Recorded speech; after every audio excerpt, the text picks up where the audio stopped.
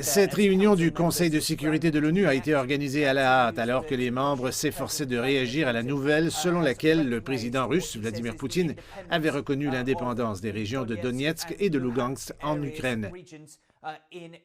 Maintenant, cela a suscité de vives réactions de la part du Conseil de sécurité de l'ONU et écoutons quelques-unes des réponses de la Chine, de la Russie, de l'Ukraine et des États-Unis.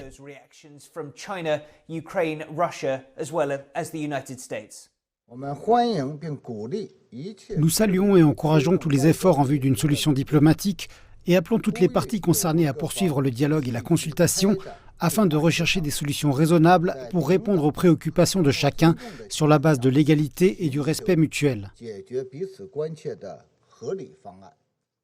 L'Ukraine qualifie sans équivoque les actions récentes de la Fédération de Russie de violation de la souveraineté et de l'intégrité territoriale de l'Ukraine.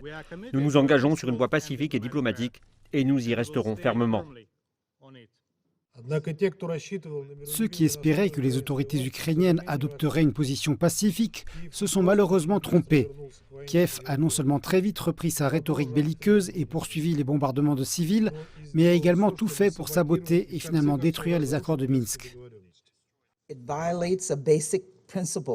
Cela viole le principe fondamental du droit international et cela défie notre charte. De plus, cette décision du président Poutine est clairement à la base de la tentative de la Russie de créer un prétexte pour une nouvelle invasion de l'Ukraine. Mais nous et nos partenaires avons été clairs qu'il y aura une réponse rapide et sévère si la Russie envahit davantage l'Ukraine.